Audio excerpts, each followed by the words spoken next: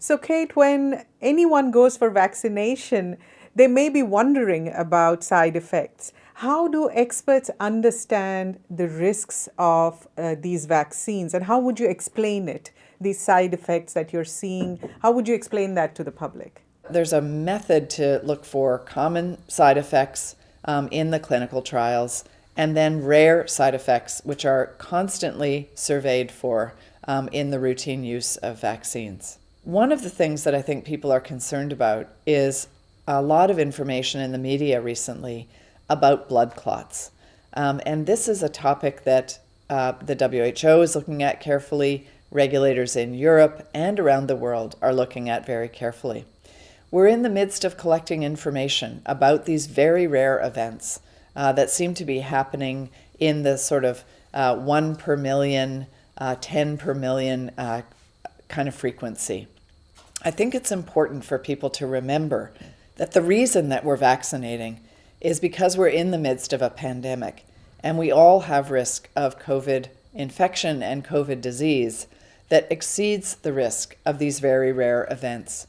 Nevertheless, what's important is to assess from a numbers perspective, from a risk perspective, the benefit that vaccines confer and the very small risk that these rare events might be associated with vaccines.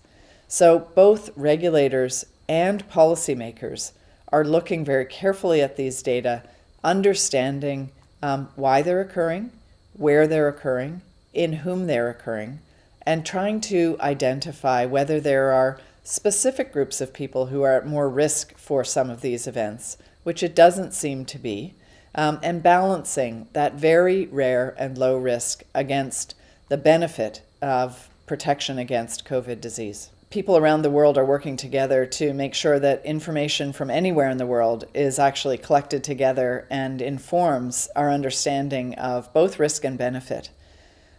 There are regulators in every country, and there are policymakers in every country.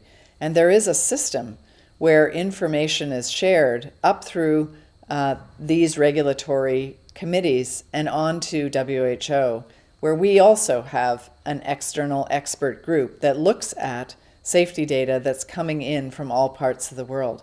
So it is these reviews of the evidence, and as that evidence changes over time, where these expert committees on safety make assessments of the benefit and the risk. In addition to that, we also have policymakers who are equally looking at these data and providing not only within countries, but also at the global level here at WHO through the Strategic Advisory Group of Experts on Immunization, recommendations to countries for that balance of benefit and risk and how to minimize any risks that might otherwise be present.